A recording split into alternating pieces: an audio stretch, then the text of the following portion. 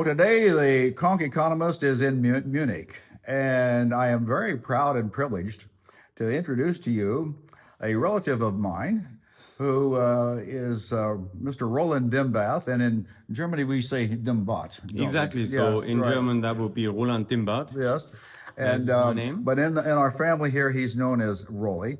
But he's here today to tell us about the company that he is COO, and it's RODENSTOCK.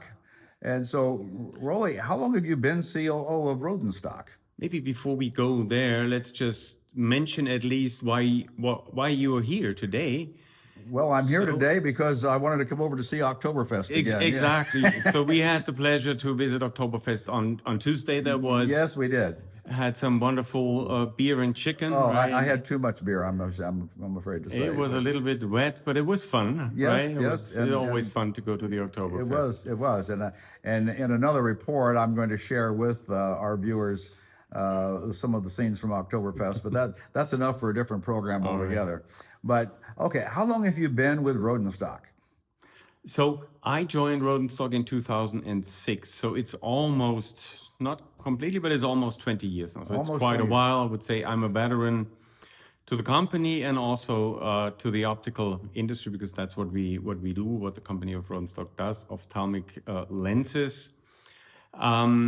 My background is engineering. I'm an industrial engineer by background. Started my career in consulting, did that for a couple of years, and then started out in RODENSTOCK in various positions. I started as supply chain manager initially. Had various positions throughout operations. The last one was head of Eastern Europe, which included our biggest production site in a place called Klatovy in Czech Republic. And I also oversaw the sales team in Eastern Europe, like Poland, Slovakia, Czech Republic, Slovenia.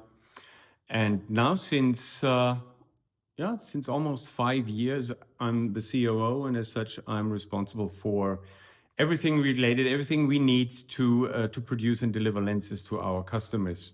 So from production to engineering, supply chain management, procurement. Let's talk for a moment about what is the product line. What is how would you describe your product line? So in very simple terms, we sell ophthalmic lenses. So it's typically a pair of round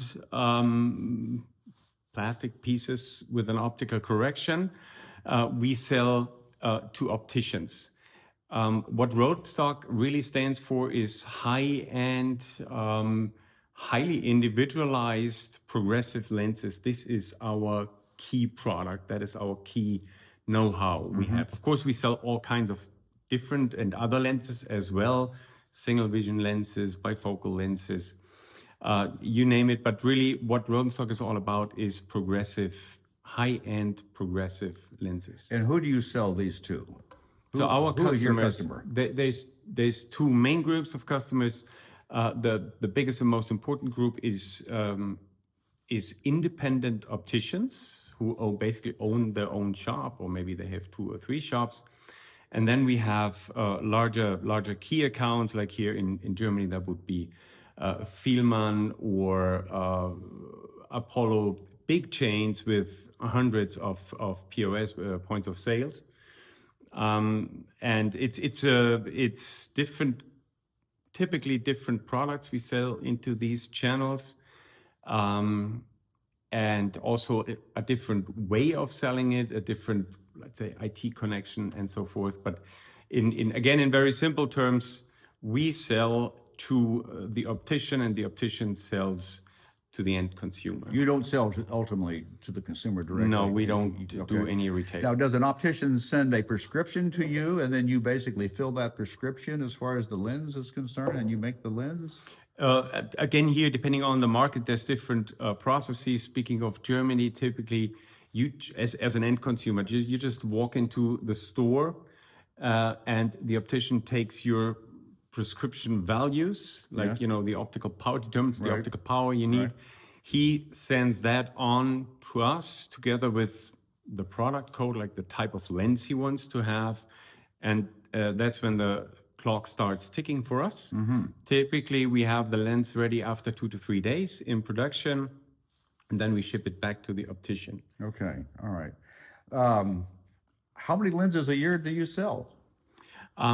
In total, we do around 40 million Wow. units we sell. This is prescription lenses, RX lenses. So this is like the high value, high end stuff.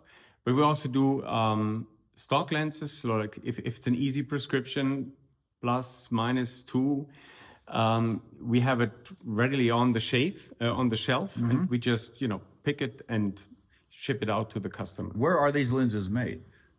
We have quite a vast production network. Basically, if you look into the process, you have two sub processes. The first process step is you cast. That's a casting process. You use liquid resin. You cast a so-called blank, like a base, a semi-finished lens.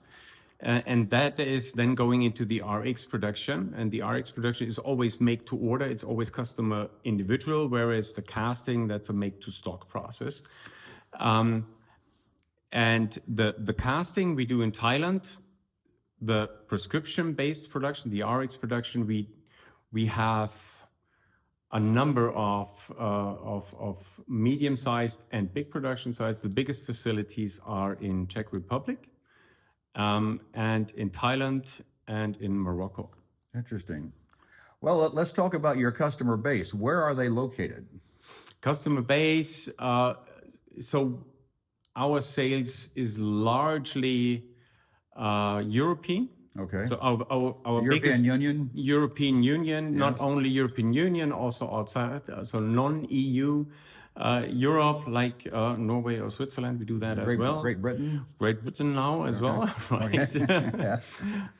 So our biggest single market is Germany. We are market leader in Germany. Outside Germany, depending a little bit on the markets, we typically have a market share of say 10 to 20%, something like that. But in total, Europe makes up around 70% of our total sales. You sell to the States? We do sell to the United States. We have just started a couple of years ago with that business, and we enter the US market specifically with our high-end biometric product line, which is called the Big Vision lenses, where you need a special instrument to get the measurements we need to calculate the lens and produce the lens. So we entered the market with that. We are now present in a couple of states. We are in New York, we are in Florida. And I believe there are 2 or 3 other states who joined by now the customer base in the US. So we do sell in the US, although it's a rather limited volume. Do you have a distributor for the States, or we use a partner. Partner there? Okay. We use a partner where, for example, you could do the edging of the lenses, like giving it the proper shape the customer needs. So yes, we do have a partner, but we have our own sales force. But on the back end, we have a partner. Are you having problems with tariffs? Not really. So tariffs.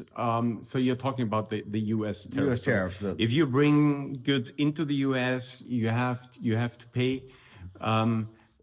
As the volume is so small, this is not something that bothers us at the moment. Right. That may change. I would say in general, of course, the tariff deal between the EU and the US is, how should I say, unbalanced. That's a good description. To say the least, yes. it's unbalanced. It hits a lot of German core industries. It doesn't, just because of the mix of the business we do, it doesn't really affect us at this moment. At this time. All right. Well, looking ahead, what do you see now for your company and the people that you sell to in terms of 2025? Are you anticipating an increase? Are you status quo? What's the outlook? No, we do see, so we are operating, first of all, we are operating in growing markets. Like, demographic change basically increases our market because our products typically you start using at age 40, 45, or beyond, Welcome of to the course. club. So in that sense, demographic change is positively affecting our markets. So we have, on a global scale, we have a market growth of, let's say, around 3% in the ophthalmic industry. Interesting. It's, that is not a huge growth, but it's a good growth. We are able to gain market share in most market, as we are not, we don't have a market share of like, 50, 60, 70%. So we have room to grow. We have products that no one can match. We have the biometric lenses that no competitor can do. So this is like the ideal product for the independent optician. So we have a positive. You have a moat that kind of protects that product line. Exactly. So right. Okay. We have IP on that, of course, but also just the way we take the measurements, we do the calculation. Competitors cannot do it, and that will hold for a while, I'm sure. AI is a big concern. Do you think AI is going to impact on your business? I wouldn't call it a concern. It's a big potential for us. Okay. You can use AI obviously to automate processes. It makes us much more efficient in many areas, or will help us become more efficient in many areas. That is from production, where, for example, you can quality checks for lenses. You can automate based on an AI system. Okay. You can teach the system which lens is good, which lens is not good anymore. Today, that's a manual. That's a predominantly manual process. So this is just an example where AI very specifically can help us to become more efficient. Another area that's been of concern recently are questions about supply chains. Are you having any problems with raw materials or other kind of inputs into your processes? Yes. So there were a lot of issues, mostly around, electronic components were quite difficult at times. You have the rare earth topic that keeps popping up here and there. As we are very specific, so we have one product with very few raw materials going into it. So we were able, and we are able, and will be able to secure that supply chain. So no, we were not directly impacted by these supply chain issues. And you don't see any problem in the future? No, we don't see that coming. So we make sure we have it secured. Our supply base is secured. We ask our suppliers to come up with business continuation plans. So no, on that side, we have it under control, I would say. What are some, specific problems that your industry is facing now, either regulatory or any other?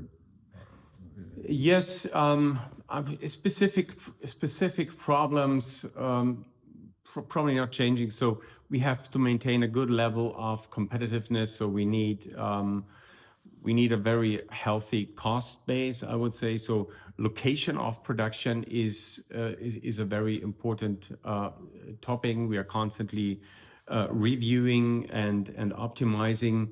In very general terms, I would say that the key challenge of the industry in total is that we are producing millions of customer-specific products in a very short time. So 2 to 3 days turnover time, that's a pretty speedy process. Yes, yes. So you need to have systems in place that make sure you meet the customer requirements. You mentioned you had a production facility in Thailand. Yes. And any other similar countries that you're?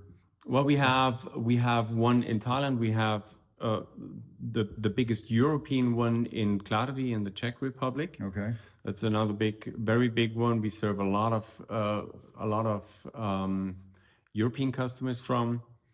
We have a smaller local one in Spain. We have another big one, international one in Morocco.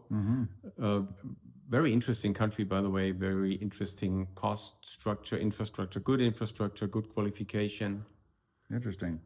Now, the facility that we're at right now, this is your corporate headquarters here in Munich. Is this the... Exactly. So we are sitting in my office as we speak here. In our headquarters in Munich. What we do at the headquarters, we don't have any production here. So we have central functions. We have, the finance function. We have the COO, the CFO, the CEO. They're all here. We have other teams, sales teams, customer service, logistics, procurement, all these kind of functions. We also have the R&D function here. So your research and development. The research and development department, so where we develop actually new products, new lens calculation, new materials, new coatings. That's also located. So these labs are also located 3 floors. How old is RODENSTOCK? What's the history? RODENSTOCK was founded in 1877 by Joseph RODENSTOCK. Okay. In Würzburg, which is another place here in Bavaria, but shortly after the foundation, they relocated the central function of the headquarter to Munich, where it still is. So we have a company history that is almost 150 years now. Interesting, impressive. Well, I want to thank you very much for taking this opportunity to tell our viewers about RODENSTOCK, and I would say that RODENSTOCK is in good hands. Thank you.